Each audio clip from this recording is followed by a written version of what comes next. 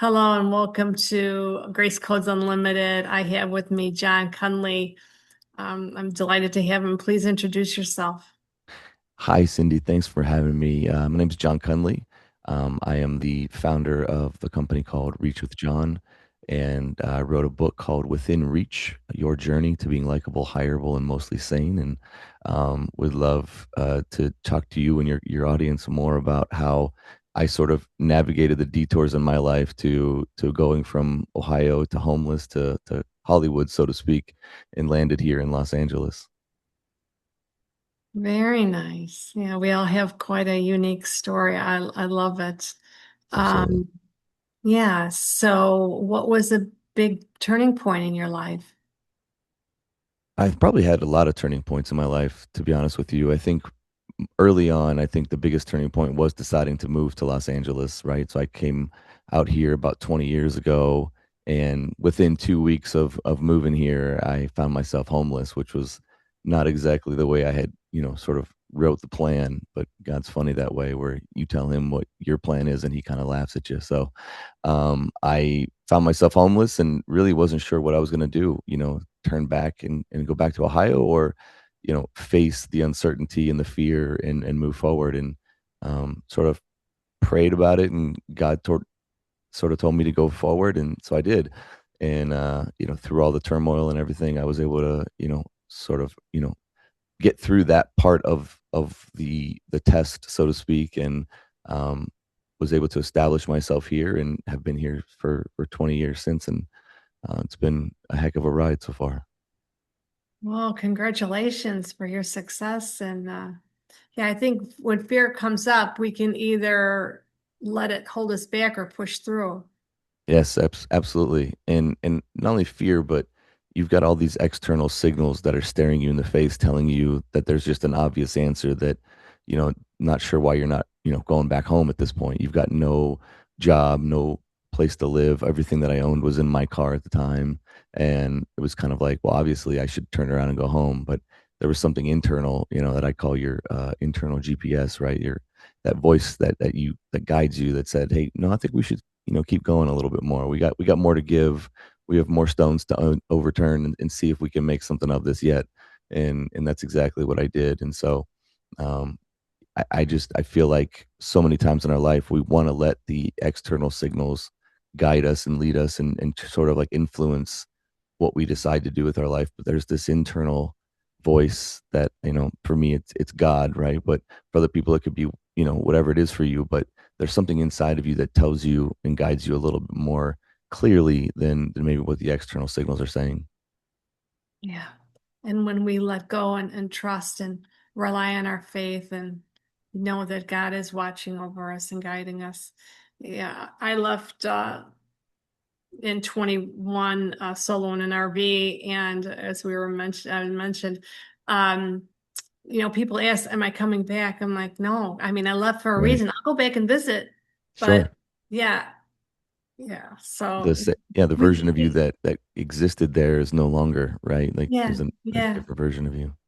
We outgrow things and we need to explore and discover more about us. And as you travel, that unravels.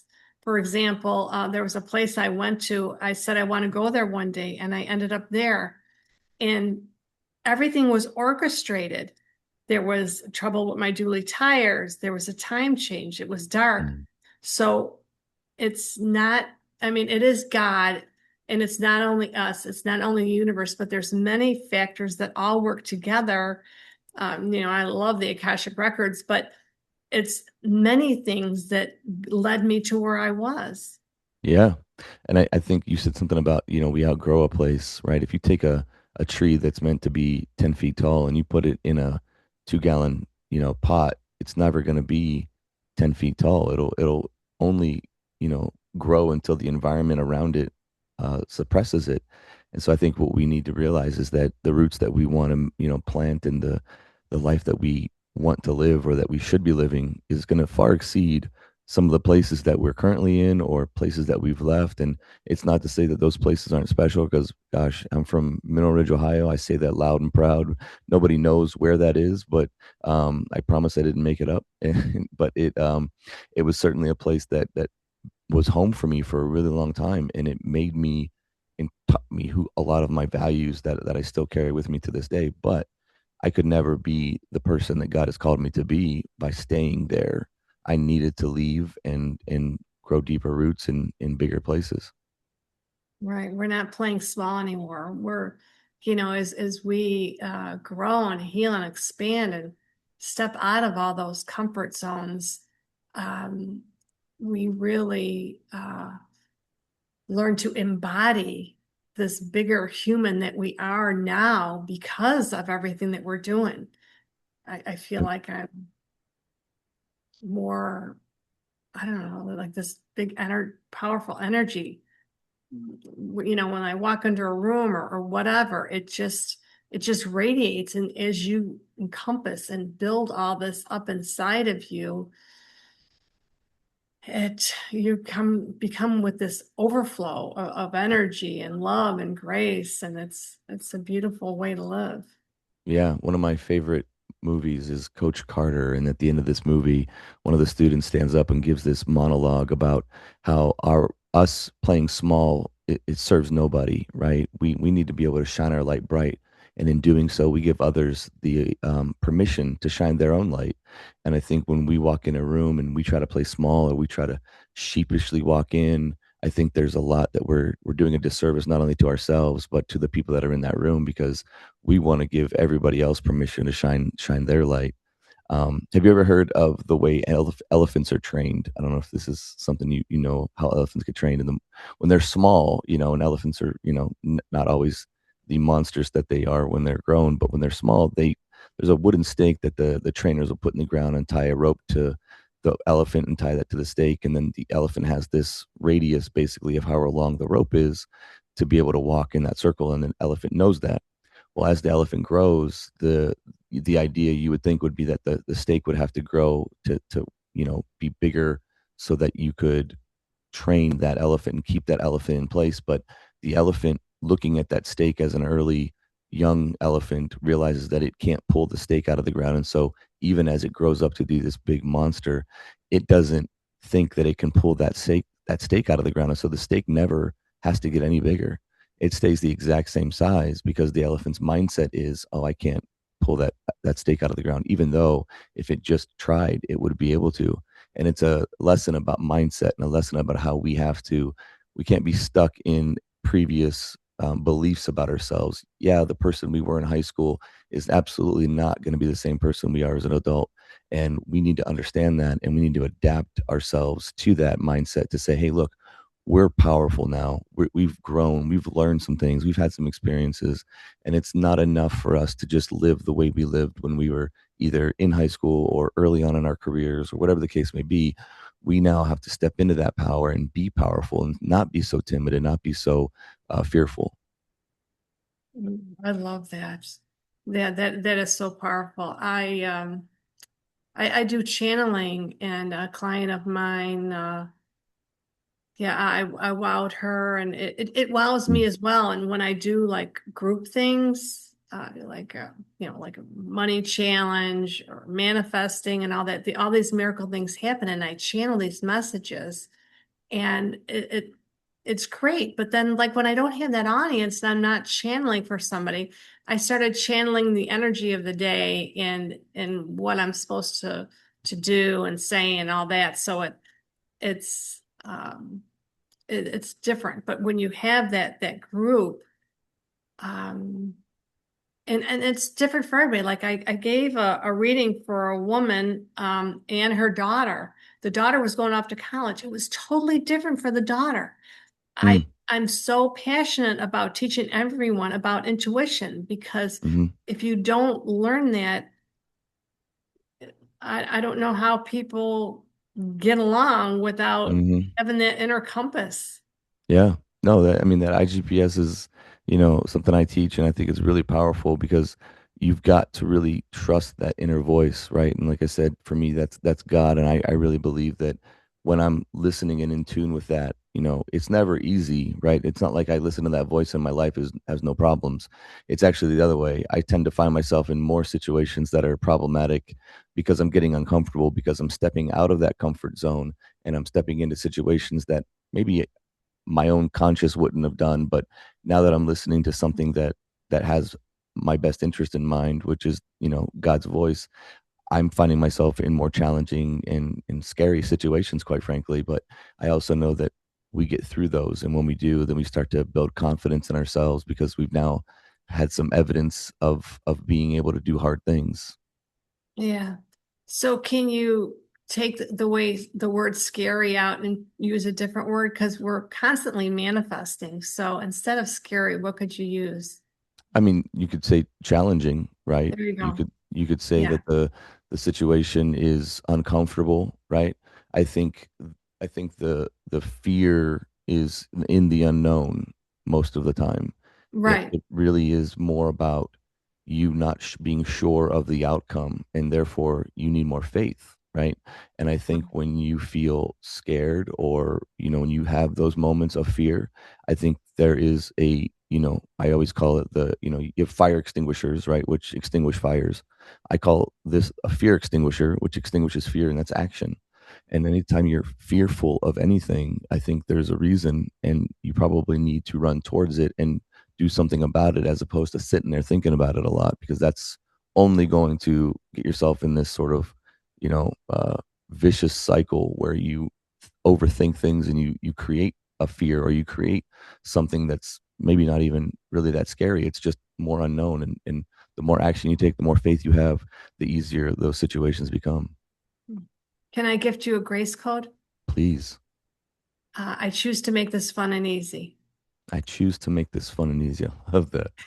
That's wonderful. Wonderful. I'm gonna work on that. I think that's good. Love it. Choose to make this fun and easy. Okay. Thank you. You're welcome. Yeah. Sure.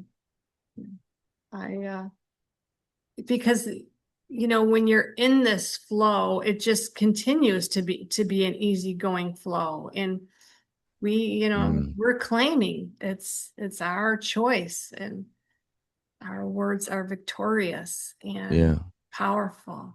So I think you said something, in that grace code that really reminded me of something pretty pretty amazing. When I try to do things on my own, when I try to go on my own plan, things seem to have a lot of friction. When I'm living in my purpose and I'm doing the things that God's called me to do, I'm not saying that things are always easy, but you can feel there to be this sort of ease to it, that maybe it's not as like swimming upstream as much as it is swimming downstream. There's still some challenges that are along the way, but the entire process, the holistic part of that process feels a lot more in line with your soul, and therefore it does feel a little bit easier, right? And there's an ease and comfort to some of that stuff, as opposed to when I'm doing something that's maybe selfish, and it feels a little bit more like much of a grind, if that makes sense. yeah, very nice. Thank you. Yeah, of course. So, how can people reach you? So you have a book? Yeah, so a couple things. I just did a TED talk in April on the art of the detour, and I talk a lot about how, we most of society views detours as failures and setbacks and all these things. And I kind of posed the question that what if the detours are actually the main road? What if it's the thing that we're supposed to actually be doing? And I just walked through a couple scenarios in my life where detours have at first felt like these awful things, and turns out that maybe that was the path the whole time. So I did that, and you can find me on YouTube. If you just search my name and then put TEDx, you'll see my TED talk come up. And then my book, Within Reach, as I mentioned earlier, it's called Your Journey to Being Likable, Hireable, and Mostly Sane. I talked to you about a lot of EQ skills, a lot of skills that schools don't necessarily teach, but a lot of people expect you to have, like communication. I talk a lot about confidence and purpose and those types of things, and then I weave in a little bit about my own personal journey as I went from, I said, Ohio to homeless to Hollywood, so to speak. And so that's on Amazon. And then my website was reachwithjohn.com. And that's just a collection of the work that I'm doing and, how I can serve you and how I can serve organizations. If you're a company looking to have someone come in and put some positivity into your culture and into your students or your young professionals, I'm certainly the guy to call. Wonderful. Thank you for sharing all that. Yeah, I love teaching the younger generation intuition. Hmm. And I feel it should be taught in schools. Yeah. I mean, I think so much of what we do, when I talk about purpose, I think it's a formula, to be quite honest with you, because I try to make it simple for everybody to understand. It's really, where you find your most joy, where you find peace, and where you're in service to others. Right. And so I think when you can start to look at those things and be able to check those boxes off for something that you're passionate about, that you're having some inner peace about, that your alignment with your soul is there, and then it's in service to others, I think that's always a great place to start when you're trying to figure out what you're supposed to do in this world. And I love talking to young people about that because that's always sort of like the number one theme with them. It's like, well, I don't even know what to do. I don't know where to start. Well, if you start there, then you're really going to be starting on a great foundation, and everything that you build from that will be successful because you're starting from your purpose. I love that. Yeah. And there's nothing more drive in you when you have that passion, when you have the clarity, when you have the Hmm. drive that, nothing can stop you because um, you know how it's going to shift, heal, and transform someone else's life. And Hmm. And I always say that if you show me someone who's passionate, I'll show you someone who's going to work just that extra 10% to make sure that it gets done right and it gets done enough. And that's the difference between good and great, in my opinion. And so if there's, if you're working on something, you're not passionate about it, you just aren't going to be as successful as someone who is passionate about it. It's just, I can almost guarantee you that. yeah, yeah, it has to be inbred. And yeah, passion and purpose, they're powerful words. Yeah, absolutely. And words that we need to really focus on and put a lot of effort into sort of mastering that part of our craft before we can really go and, pursue all these things in the world that we want to be doing. You're encouraging me to write a book. I have a book in me. It's called Freedom, and I have to be diligent about it, and I'm Hey, just having too much 10 fun. minutes a day, 10 minutes a day. Just start there and you will be amazed at how far you get in a month. And then what will happen is that the results that you see in that month will lead you to do 15 minutes a day, 20 minutes a day. And before you know it, your book's written. Now, I will say that I didn't know all the processes to a book before I started. But let me just tell you that once you write the book, that's actually where your book journey begins because there's just a lot that goes into the post writing part of it. But if you need help with that, please let me know. I got some great people that I can guide you to. Well, it's been lovely to meet you and to learn and share. Thank you for all Likewise. the information that came through. Uh, I feel like I'm saying your records are now closed. Amen, amen, amen. It's Hey, I love it. just like Thank you. an No, automatic. thank you, Um, Cindy. I appreciate you having me on, and it's been a blessing to have met you and be part of this with you, and hopefully your readers or listeners get some value out of this. thank you very much. You have a great day. You too. Take care. You too. Bye. Bye.